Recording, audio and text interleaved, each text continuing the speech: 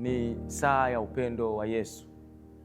Upendo wa Yesu unakufikia sasa hivi hapo ulipo wewe ambao unatufuatilia. Love of Jesus Center, kanisa ambalo linaongozwa chini ya mchungaji Prof Kibaja pamoja na Scholastica Kibaja. Karibuni sana, na huu ni wasaa basi wa upendo wa Yesu, ni udhihirisho wa upendo wa Yesu. Karibu uweza kufuatilia kile ambacho Roho wa Mungu amekitoa neema yake ili sisi tuweze kuweza kujifunza na kuweza kukua kiroho. Karibu. Leo twende moja kwa moja kwenye kitabu cha Isaya sura ya 43 kuanzia mstari wa 18 mpaka 19. Fungua neno la Mungu. Fungua neno la Mungu, kitabu cha Isaya 43:18 mpaka 19. Neno la Mungu linasema, msiyakumbuke mambo ya kwanza, wala msiyatafakari mambo ya zamani. Tazama, nitatenda neno jipya, sasa litachipuka. Je, hamtalijua sasa? Nitafanya njia hata jangwani na mito ya maji nyikani. Hili ni neno la Mungu ambalo tunaenda kujifunza siku ya leo, na kichwa cha somo chetu ni kwamba mwanzo mpya na udhihirisho. Yapo mambo ambayo Mungu ameyakusudia kuweza kuanza, kuchipuka, kukua na kuja kwenda kwenye udhihirisho. Sasa neno la Mungu ambalo nimelisoma hapa, Mungu anatukumbusha kwamba tusitafakari, tusikumbuke mambo ya zamani. Tusitafakari, tusikumbuke mambo ya zamani. Kwa sababu gani? Mungu anapotaka kufanya jambo jipya, kitu kipya kinapotaka kukuzaliwa, anapotaka kuzalisha jambo jipya, kuna vitu ambavyo unatakiwa uachane navyo. Kuna fikra ambazo unatakiwa uachane navyo.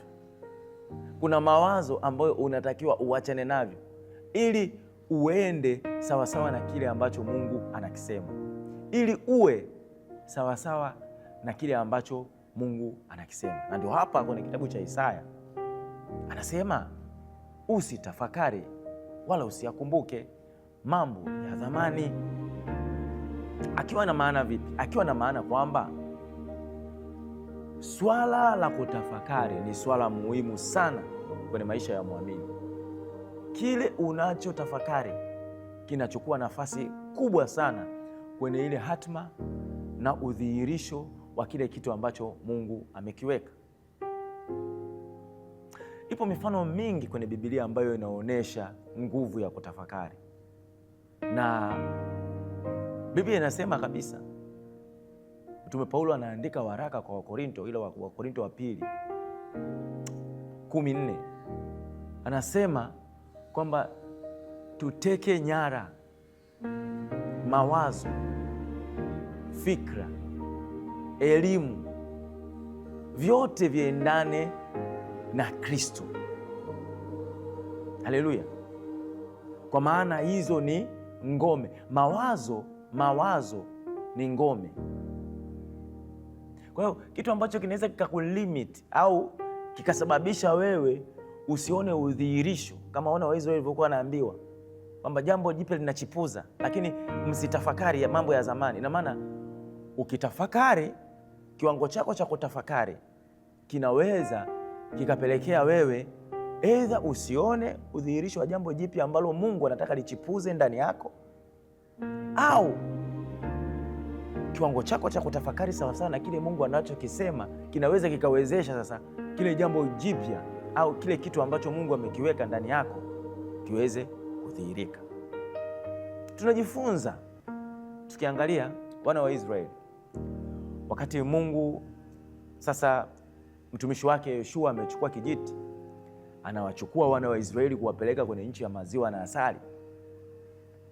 Ukisoma kwenye ile Yoshua 1:8, Yoshua anapewa maelekezo.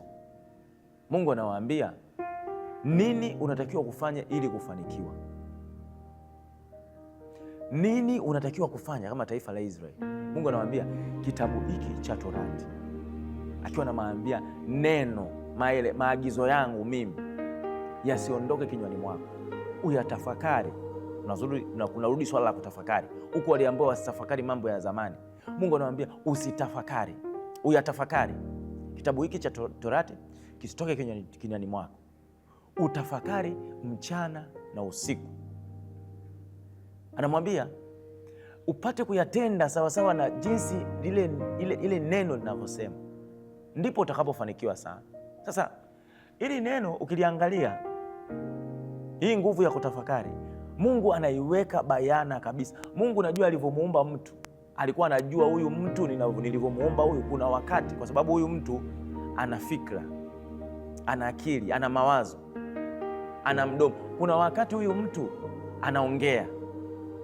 Kwa wakati wa kuongea, huyu mtu anatakiwa aongee sawasawa na neno. Ndio maana nasema lisitoke kinywani mwako, ina maana litoke. Kila vitu unavyoongea unaongea mambo yanayoendana sawasawa na neno la Mungu katika eneo unaloliongelea. Lakini pia katika kutafakari, anajua kabisa kuna wakati huyu mtu aongei. Kama aongei, ina maana ndani ya mawazo yake kutakuwa kuna kitu kinaendelea. Yoshua anaambiwa unatakiwa kutafakari. Kutafakari nini? Neno la Mungu. Lakini Biblia inasema huku kutafakari kunatakiwa kuendane sawasawa na kile unachokiongea. Huku kutafakari kunatakiwa kuendane sawasawa na kile unachokiongea. Huku kutafakari kunatakiwa kuendane sawasawa na kile unachokiongea, sawasawa na kile unachokitenda.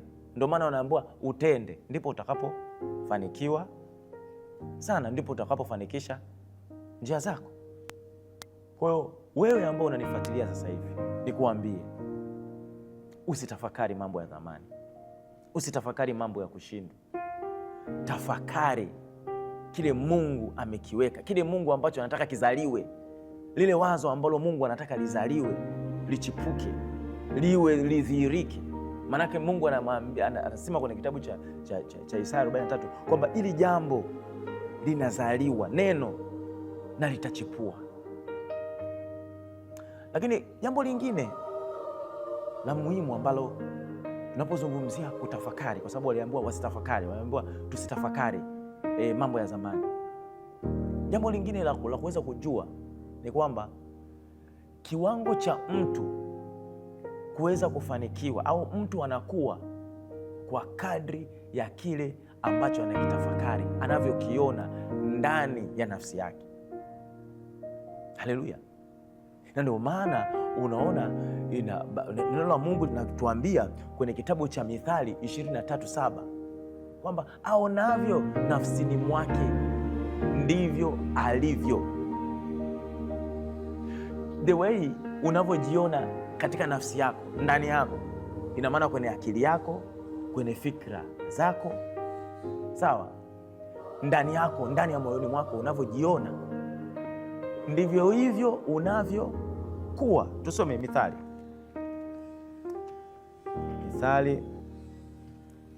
23. Haleluya. Mithali 23 mstari wa 7 inasema hivi, maana aonavyo nafsini mwake ndivyo alivyo. Aonavyo nafsini mwake ndivyo alivyo. Kwa hiyo anazungumzia swala la nafsi, fikra zako. Kwa hiyo ili jambo jipya liweze kuchipua, uweze kuliona kama Mungu amesema vile neno lipo litachipuza na utaliona, inahitaji kiwango chako cha nafsi yako kuweza kufanywa upya, kiwango cha nafsi yako ndani kuweza kuona sawasawa na Mungu anavyoona. Kwa sababu nini? Nafsi ina vitu vitatu. Nafsi ina akili. Kwa hiyo inategemea kiwango chako cha akili kinavyoona. Nafsi ina kitu cha kingine, ina hisia. Inategemea hisia zako hizi zinavyohisi kwa habari ya hiko kitu. Lakini pia nafsi inaendana na utashi. Haleluya. Kwa hiyo wewe ambao unanifuatilia sasa hizi, jambo jipya ambayo Mungu ameliweka linaenda kuchipuza kwa kadri ya nafsi yako inavyofanikiwa, kwa kadri unavyojiona ndani ya nafsi. Haleluya! Ndani yako. Pengine wewe unanifuatilia saa hizi, Mungu anataka jambo jipya lizaliwe ndani yako. Ameweka ndoto ndani yako. Unaweza kuwa una ndoto, sijui ni ndoto gani. Mwingine anaweza kuwa ni ndoto anataka kuanzisha kampuni fulani, inaweza kuwa ni ndoto. Mwingine anaweza kuwa ni ndoto anataka kuajiri watu. Mwingine anaweza kuwa ndoto yake ni kuweza kutoa huduma kwa watu fulani. Mwingine anaweza kuwa ndoto yake ni kutaka kufanya jambo fulani lionekane. Ndoto yako inaweza kuwa ni huduma. Sasa Mungu anasema the way utakavyoiona, unatakiwa uone katika nafsi yako, uone sawa sawa na jinsi yeye anavyoona, sawa sawa na neno lake. Na ndio maana ukisoma ile waraka wa 3 wa Yohana ile 1, Biblia inasema hivi: mpenzi, naomba ufanikiwe katika mambo yote kama roho yako ifanikiwavyo. Biblia ya Kiswahili inasema kama roho yako ifanikiwavyo. Biblia ya Kiingereza inasema kwamba I pray that you may prosper in all things as your soul prosper.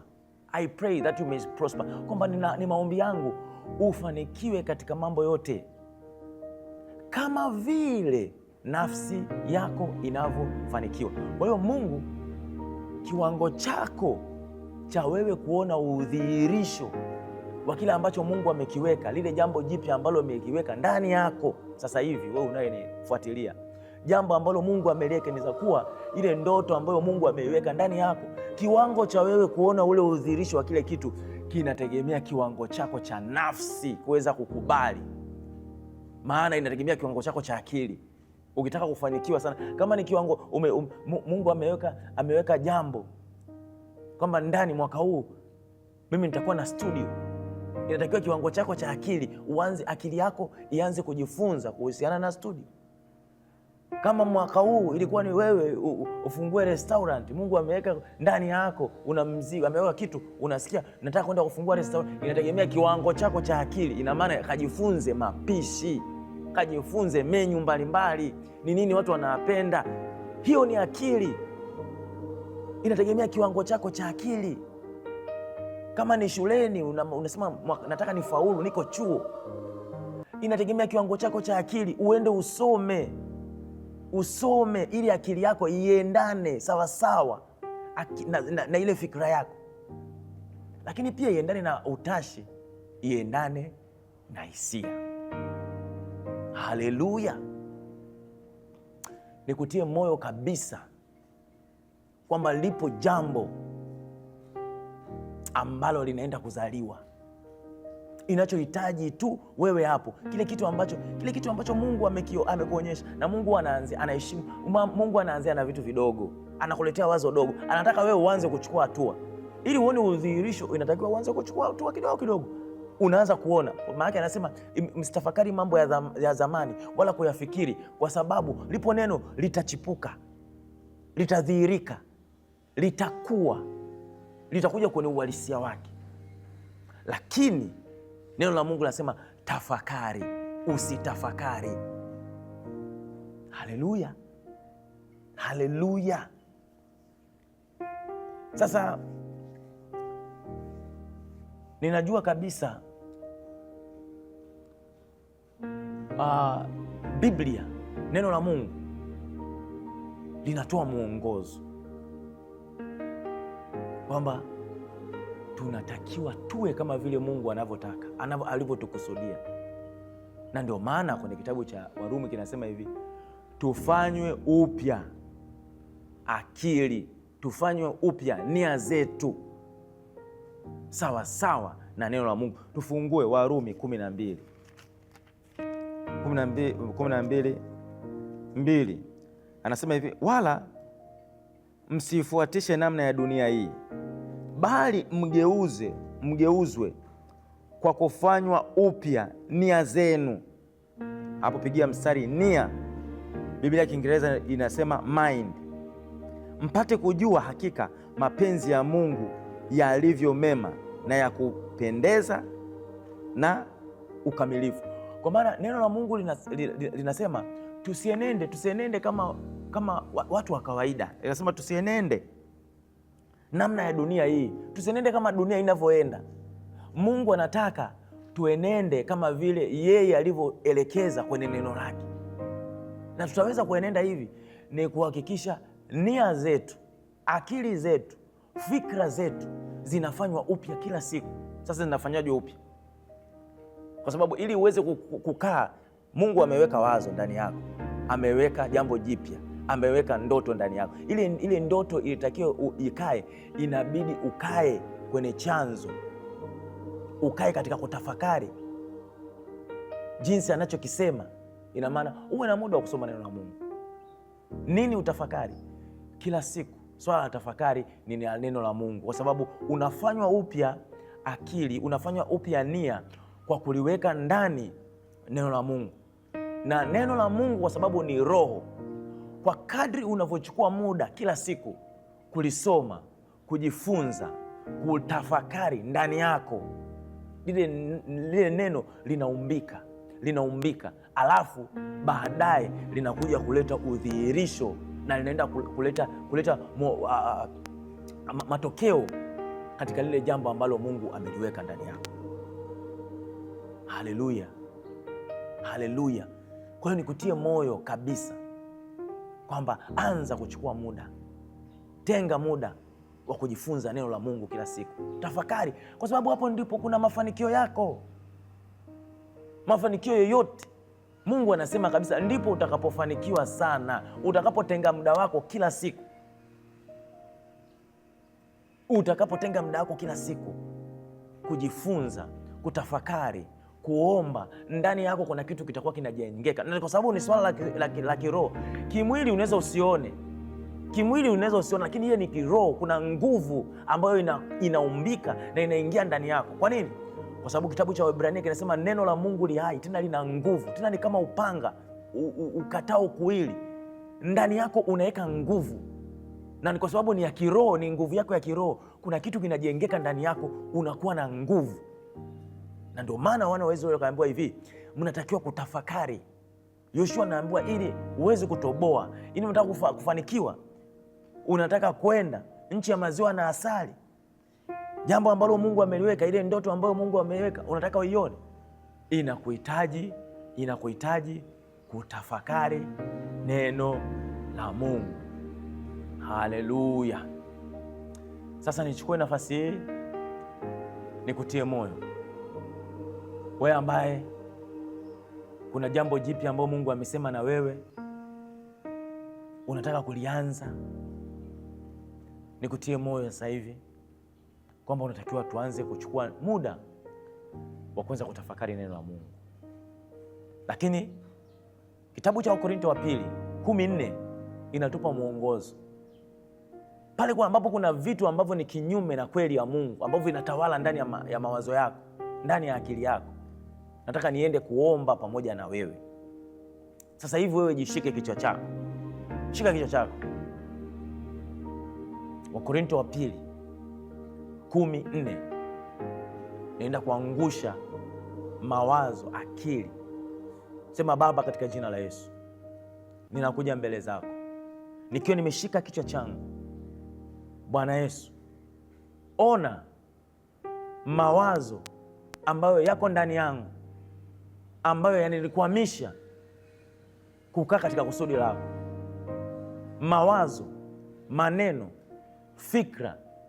Bwana Yesu, neno lako linasema tunatakiwa kutiisha fikra, elimu, mawazo ili vikapate kukutii Kristo. Bwana Yesu, ninatamka sasa, ninatiisha fikra zangu, mawazo yangu yote yapate kutawaliwa na ya kwako. Roho Mtakatifu, tawala ndani yangu, tawala mawazo yangu, ili nipate kwenda sawasawa na kile ambacho umekusudia. Roho Mtakatifu, ninaomba unipe kiu ya kusoma neno la Mungu, kiu ya kujifunza neno la Mungu, kiu ya kulifanyia kazi neno la Mungu, kwa sababu neno lako limesema mimi ninafanywa upya kupitia neno lako. Asante Bwana Yesu. Sasa ninakuombea Baba, katika jina la Yesu Kristo, ninakushukuru kwa ajili ya watu hao. Bwana Yesu, sawasawa na neno lako, ninaenda kung'oa mawazo yote, maneno yote ambayo yamesemwa juu yao, kila aina ya maneno ambayo yamegusa maisha yao, maneno yote ya laana ninayafuta, ninayang'oa, kwa maana neno linasema laana isiyo na sababu haimpati mtu. Ninawatoa katika vazi hilo kwa jina la Yesu Kristo. Ninatangaza kuachiliwa, ninatangaza kuwekwa huru, akili zao, fikra zao, fahamu zao, ninatangaza kuachiliwa kwa damu ya Yesu Kristo.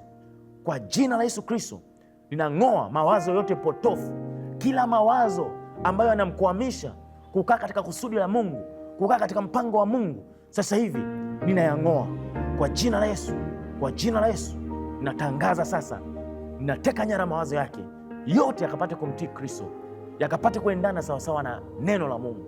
Baba, ninaachilia neema ya kusoma neno, neema ya kutafakari neno, neema ya kujifunza neno, neema ya kuomba katika jina la Yesu Kristo. Roho Mtakatifu, gusa kila mmoja, gusa kila mmoja, huisha roho yake, huisha nafsi yake, huisha akili zake katika jina la Yesu Kristo. Baba, asante kwa ajili ya mwanzo mpya. Asante kwa maana lile jambo ambalo umeliweka kwa mtu wako na kwa watumishi wako Baba linaenda kudhihirika na linaenda kuonekana. Asante Roho Mtakatifu kwa uaminifu wako. Asante kwa maana umefanya na umetenda. Ni katika jina la Yesu Kristo. Haleluya. Ni wakati pia wa kumshukuru Mungu. Mshukuru Mungu sana kwa sababu amefanya uwe na muda sasa wa kuweza kuomba, na mshukuru Mungu kwa sababu amefanya katika maisha yako. Mungu akubariki sana. Nikutakie muda mzuri. Endelea kutafakari neno la Mungu. Mawazo yako yawe sawasawa na kile Mungu ambacho amekisema, sawasawa na neno lake. Tenga muda, tafakari neno la Mungu. Mungu akubariki. Maisha yako yatakuwa ya viwango ambavyo Mungu amekusudia. Barikiwa sana. Yesu anipenda, anipenda, anipenda Yesu.